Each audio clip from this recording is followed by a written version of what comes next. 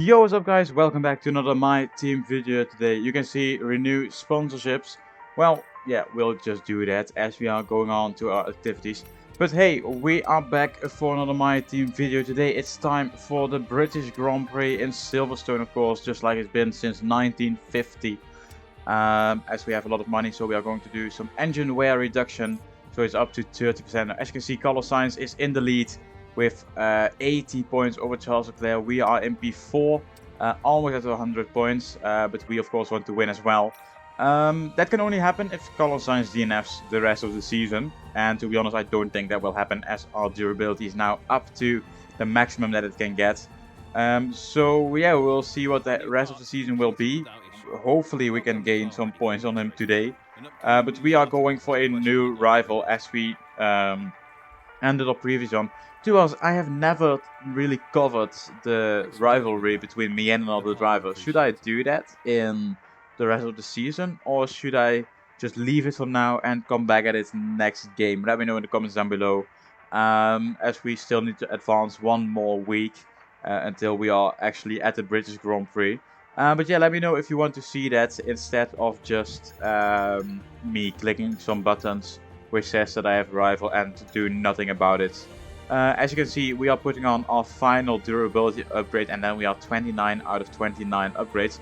Still 5k resource points, so if we are going to get a reset, I can still afford all of it, because the rest of the season I'm not going to spend any points. But yeah, that's enough said, so let's get into qualifying to start this weekend.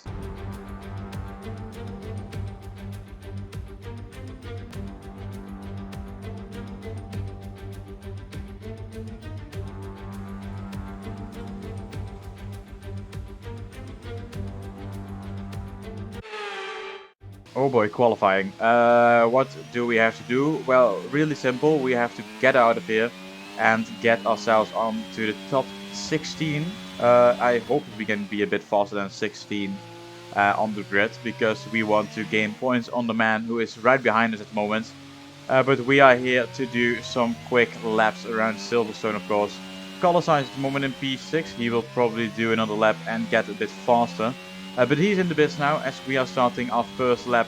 We are starting in P22 just like always, because we wait a few minutes until everybody has set their time, so that we know if we have to improve after our first lap or not.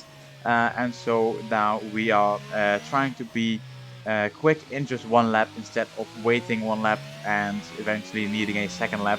But as you can see, through Maggots and Beckett's and Chapel we go. And at the moment it doesn't look like a fastest lap that I've ever done here. So it's only 4/10 quicker than Schumacher, which means that we are probably going to finish around P12, P13. And I don't think that's enough for us to get to the next part of qualifying. But luckily we still have a lot of time. As I said, P12. We are going for another lap, of course, because P12 is not good enough. At least not if we are still 8/10 behind the driver in P10. Because the gap that you see is not to the pole sitter, it's to the guy who is 2 places ahead of you, and that's 8/10. So we need to improve. It's 6/10 at the moment, so we are going to stay in P12 or maybe get ahead of Perez, but I think it's only P12. Yes, it is only 2/10 behind, so now we should be safe to get to the next part of qualifying. Let's take a look then, as this is qualifying part 1. P12 it is, only half a second of pole, and Carlos Sainz actually not on top for once.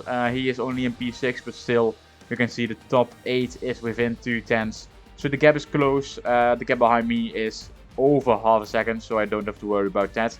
But if we want to get to the next part of qualifying in Q3, well, then we need to be a bit quicker than we are now. So that's why we are starting our first lap. Never mind, we are ending our first lap already.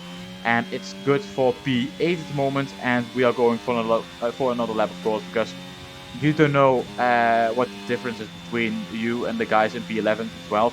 And if there's not that much, well, then it could happen that you are out of qualifying just because you didn't notice the gap between you and the guys in P11. But of course, this lap is not the worst one that we've ever seen, as we are improving by 2 more tenths. It's a purple and a green sector, gaining even more, going to half a second. Could we go up to the top 5, to the top 3 maybe? Well, That wasn't the best chicane that we've ever had, but still 3.5 tenths is the improvement. It's good for P5. I think this is enough for this part of qualifying. Let's see what the results are. What? The actual what? 1 point. Where did they gain that time? We were in P5, and now we are all the way back down in P12, together with Dan Dictum, Oscar Piastri, Kevin Magnussen, and 2 other drivers. But you can see Carlos Sainz a second faster. To be honest, I don't think I could have gained around 3 or 4 tenths, and then I would have been in Q3. But absolutely, what the hell has happened here? Because I don't know. I think we should just go into the race and see what we can do there. We return once again then to the home of British motorsport and the birthplace of the Formula One World Championship. It's race day here at Silverstone, and it's time for the British Grand Prix. Straddling the border of Northamptonshire and Buckinghamshire, the 18 corners of Silverstone Circuit form the 3.6-mile beating heart of Formula One. It's been reinvented over the years, with Turn 1 now the fast right-hander of Abbey, but the magic of racing is as strong here as it's ever been. Off the back of a fantastic qualifying session, it's time to see how our starting grid looks like for today's race. An immense lap from Carlos Sainz yesterday puts him in pole position, and it's Charles Leclerc in P2. As we continue through the rest of the grid today, we have Verstappen, Perez, Fernando Alonso and Ricciardo, Russell, Liam Lawson, Tsunoda and Daniel Ticktum, Lightning, Oscar Piastri, Kevin Magnussen and Norris, Stroll, Gasly, Mick Schumacher and Esteban Ocon, Schwartzman, Joe, Latifi and Alex Albon picks up the last spot on the grid. It's almost time for those 5 red lights to go out then. Let's see who can prevail today. Anthony Davidson is alongside me, as usual, for today's race. Why don't we start by talking about Carlos Sainz? That was a great win in the last race, but can they keep that momentum going into this weekend? There are never any guarantees in this business, but certainly the performance last time out would have boosted their confidence coming into this one. Here we go then for the British Grand Prix. You can see us lining up.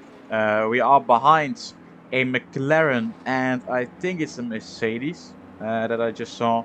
And we are ahead of a Haas and a AlphaTauri. Yes, that's it. As the final 2 cars are now lining up, it's the 2 Willies. They haven't had the best season. Yes, it's Yuki Tsunoda ahead of us in the Mercedes. As the 5 lights are off and away we go. And as you can see, once again, way too much wheel spin. We need to just get a live stream where we do only starts to see how fast we can learn to have a good start. But yeah, we go down the inside of a few drivers and we're back up into the top 10. Never mind. Oh, I saw a bit of wing as well there. And we go side by side with Yuki Tsunoda and we actually overtake him. And that's us up into P9. Well, that's not too bad, as you can see. What do you guys think of those transitions? I like them. I like them a lot. As we are now going on to P8. And can we do it? Yes, we go down the inside, maybe even off Fernando Alonso, but not yet. Not yet. I want to improve myself every single video, and the improvement of today is those transitions. Of course, it's not going to happen in every single scene. It's just once I go from my onboard to TV and back. And now is that just a lot. As you can see, Liam Lawson, his onboard here. He goes through turns 1 and 2. Carlos Sainz, never mind, nothing to do with Carlos Sainz, as we have a beautiful overtake. And yeah, we are now side by side with Fernando Alonso, almost losing the position back to Liam Lawson. But yeah, we are now up into P6. A great start from us, as Verstappen had to go into the pits for a new front wing. And we are going to gain another position. Yes, we are up into the top 5, side by side still with Fernando Alonso in the Ferrari. To be honest, I don't know how that man is still in F1, because Vettel has left, Hamilton has left, but that guy, who is the oldest of all of them, is still in here, and it's at the moment season 4, which is 2026, if I'm correct. So as you can see, Daniel Ricciardo is a sitting duck, and now we are up into the top 3 already in 3 laps. And the reason why I'm on mediums instead of softs is because I thought that I would sit in the midfield for about 10 to 12 laps. And then I get to the front, but I just had a great start, and the gap ahead is now 4 seconds to hopefully lead this Grand Prix and win it as well. But yeah, it's currently Leclerc and Sainz fighting for the win. We are fighting with Daniel Ricciardo as he's still really close behind us. The mediums are doing quite well here. So that's why I'm worried just a tiny bit as we are on to the next lap, I think, because otherwise I don't know why there was a transition there.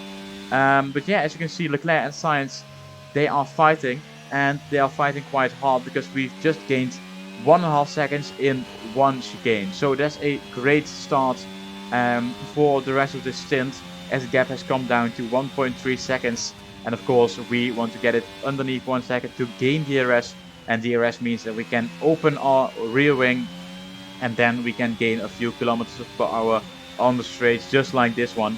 As Carlos, why do I say Carlos Sainz? I mean Daniel Ricciardo. It's not even close. But Daniel Ricciardo is still really close, as I am finally getting within 1 second.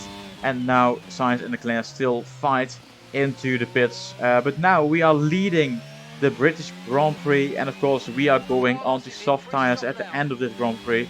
So we still have a long stint to go, as I asked for the weather, because I don't trust these British clouds. But as far as I know, it's not going to rain. So if we have to go on to intermediates, well, we do have the tire advantage, or a pit stop advantage compared to everybody else, because we haven't made a pit stop yet. And the gap behind is still within 1 second. So Daniel Ricciardo has a really great pace, but he is going into the pits right now, as you can see on the halfway point. We try to be fast, but we end up losing more time because I had a huge moment of oversteer. And at the moment, Leclerc in P4 gaining a few positions once he goes past Tsunoda and Ricciardo. But he is now the gap. He's now the car behind with a 20.7 seconds gap. As you can see, we go a bit wide in lap 17. It's time for us to pit this lap. And as you can see in the bottom right corner, there's a orange icon, which means that our tire weight is over 60%. As you can see, 67%. And that's a perfect entry to the pits. And now it's time to go through the longest pits in the entire season, as it's quite a slow one and quite a long one. And hopefully we can stay ahead of at least a few drivers. Onto the softs we go. 2.3 seconds is the pit stop time. Charles Leclerc has already gone ahead, and now my teammate has as well. But as you can see, taking the onboard from Sergio Perez. Can we go ahead once again? No, we cannot. We cannot. Oh boy. We need to overtake him, because yes, as you can see, we need to overtake him just to get onto the podium, but also get past Carlos Sainz and Charles Leclerc. This time is Carlos Sainz, so we don't make an error. My pronunciation of that word is still awful. I don't know what to say about it. But yeah, we go on to put in the fast lap. It's 1:26.7. And you can see the gap ahead is 1.7 seconds to Carlos Sainz. But the gap to Charles Leclerc is still 8 seconds. So I don't know if Carlos made a mistake, or maybe he has some engine issues. But let's just hope that he can finish the race in P3, as we are now going side by side with him, overtaking him. And on to P2 we go. Can we claim the win here today? Well, it all depends on how fast we can get that gap down to Leclerc. It's only 6 more laps, never mind, it's 4 more laps, and the gap is 4 seconds. So as long as we are a second per lap faster, we should be fine. But one thing that I'm worrying about is the fact that the AI always use way too much ERS in the final 2 laps. So as we are now in the penultimate lap, you can see the gap is coming down a bit more, and our gearbox is up to 60%. But you can see the gap is still 1.5 seconds, and it's because Leclerc is using a huge amount of ERS and is pushing quite hard. That's something the AI does. And that's a problem for us, because now the gap is staying at 1.5 seconds. We are trying to push as hard as possible, but in the final lap it looks like we do not have any options anymore. We are pushing the final percentage of ERS out of the battery. But unfortunately, you can see it's now within 1 second. If we had 1 or 2 more laps, we would have won. but now it looks like we are getting P2 and P3 today. But yeah, Leclerc wins the race here today, and for us it's only P2 with our teammate in P3. So it's still a double podium, and we don't have to worry about anything else. But yeah, it's the first race of the season that a Ferrari has won, or actually that somebody else than our team has won. Let's see what happens on the podium. Here we are then, a fantastic British Grand Prix, and what a performance it was from our race winners today.